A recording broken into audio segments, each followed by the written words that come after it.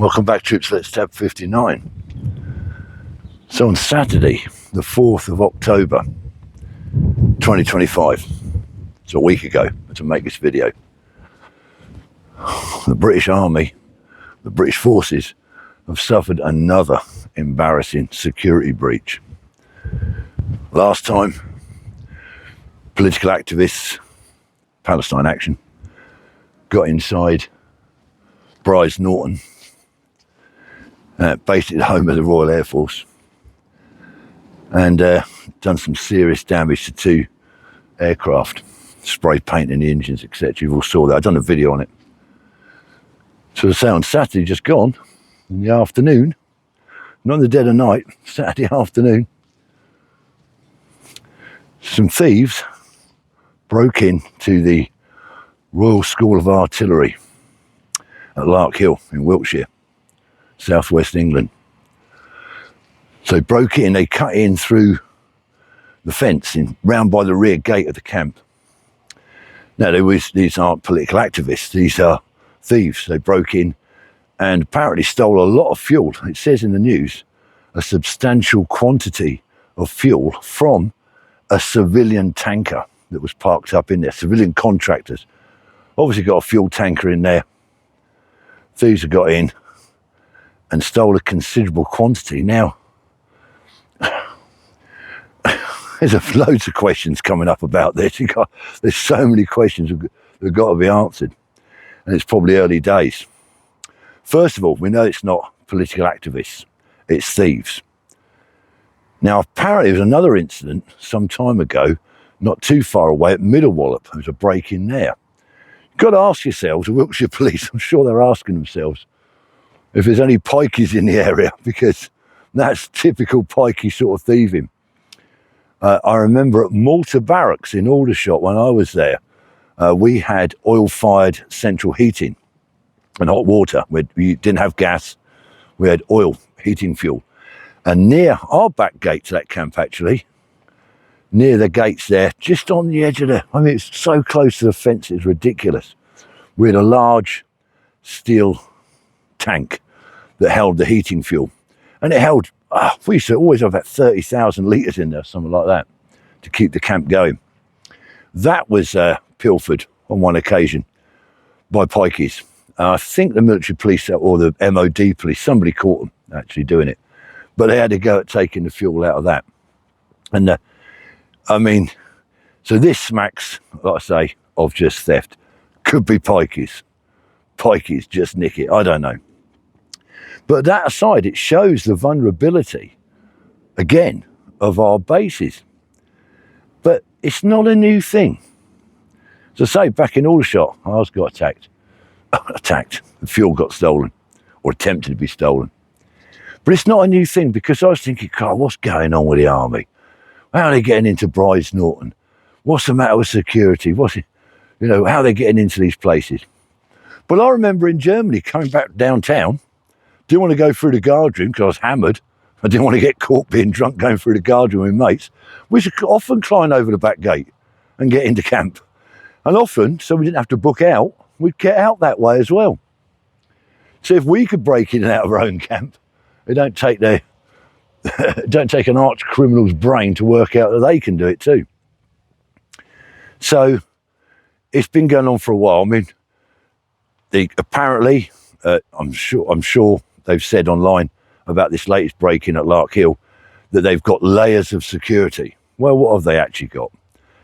Well, on the gate down there at the School of Artillery, you've got the MGS, I believe. They're sort of wanking the barrier a bit. And you've probably got MPGS providing the armed guard, because at that camp it's a phase 2 training establishment, the School of Artillery. There's lots of courses happen down there, and there's a lot of recruits on phase 2 training, so they're not going to get them stagging on the gate while they're on their courses now. They don't do that anymore. That's why that's why they introduced the MPGS, to take the stress of stagging on away from troops, so they could concentrate on training rather than just stagging on the gate with a gun. So the MPGS are a dedicated armed guard for the forces. So they were on the gate, and they do random patrols. They have these like high-ace pickup trucks or whatever, and they go wanging around doing mobile patrols. So you've got the MGS on the gate, you've got the MPGS on the gate, you've probably got some military personnel there as well, and you've got CCTV cameras which should be monitored. So the back gates of a camp, although the back gates aren't in use, right, they're there as an emergency or another way of getting in and out if they have to. If there's an incident at the main gate, they can then shift the entry and exit points to another gate. It's probably more than one gate. They say it's the back gate of the camp. So any gates is going to be a vulnerable point, isn't it? Because you've got access. It's not just like cutting through the fence. They said they've cut through the fence to get in. So if you've got a vulnerable point like that, another gate, surely you should concentrate.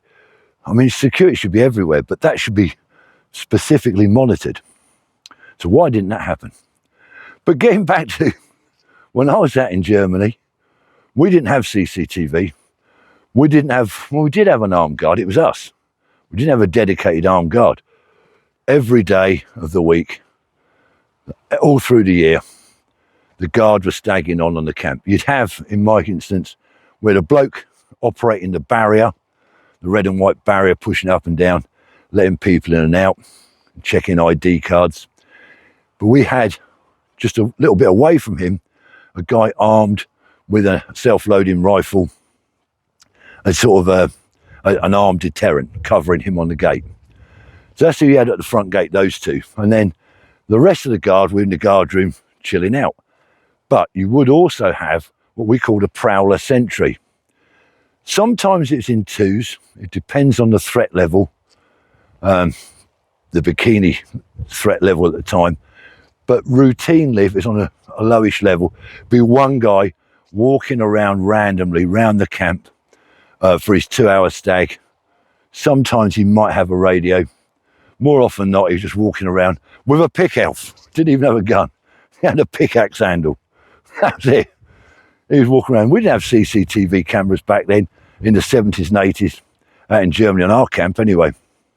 It was just one bloke with a pickaxe and a couple of lads on the gate, and that was it. And blokes were coming in there. I've done it. Coming in out of camp over the back wall, over the fences. So security, I don't believe, has ever been that tight at military barracks. So maybe this is a wake-up call. You know, we've had the RAFs had 2 aircraft seriously damaged just a couple of months ago. Very embarrassing, that one, and an expensive one as well. And now this more minor one. It's not a terrorist threat, but it's a wake-up call. Somebody was able to get in that camp and steal a substantial quantity. Now, let's have a think about this. They siphoned it off of this fuel tanker. So in my mind, I'm thinking like a pod vehicle, a civilian fuel tanker parked up just inside the camp gates, the rear gates. So people have got in. There's got to be a few of them, isn't it? If they're saying, they're reporting it's a substantial quantity of fuel was stolen. So I don't know. Yeah, maybe it'll come to light soon. Maybe the thieves had another vehicle and they were able to link up some sort of siphoning pipe. Otherwise, it's going to be a couple of lads with jerry cans and a bit of hose pipe siphoning the fuel into jerry cans and having it away. And that's not, you carry 2 20-litre jerry cans, one in each hand. It's a bit of work. You've got to be quite fit to do that.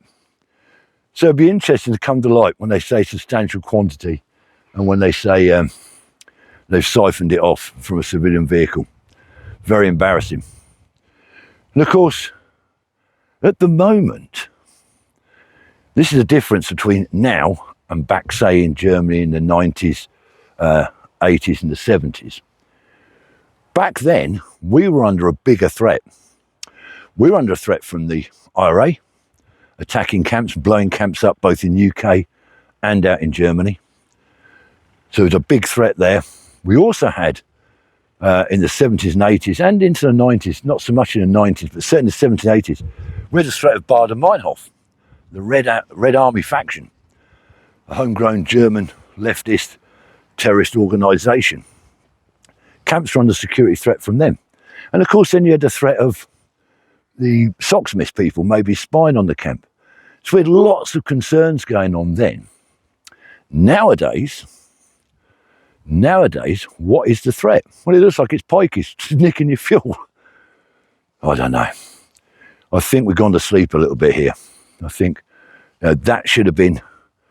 It's embarrassing because we've just had that break-in at RAF Brize Norton, where every military installation in the country, and probably overseas, after that Palestine Action Group attack, every station was put on alert and should have looked at their own security and think, wow, they've just hit Brize Norton, we better look at our security, because that could be embarrassing. And obviously they haven't. Well, certainly not the School of Artillery in Lark Hill. They haven't, have they? Or if they did, they've paid lip service to it. So now, I think, although the horse is bolted, I think they're going to have to seriously look at their security. Heads are going to roll again. I've not heard the fallout from the RAF attack yet, but we'll see what happens with this one at the School of Artillery. Very embarrassing. You don't want to be on stag that night, do you, when that happens? Heads are going to roll. Right. Anyway, lock your doors. Don't leave your fuel tankers out. Check your perimeters. Don't forget, you veterans, get your pick house out, stag on round your house. You never know. Anyway, troops, if you're new to my channel, you haven't subscribed, please consider it. I'm not saying do it. I'm saying consider it and stay safe, stay secure. Till next time, stag on. Let's tap.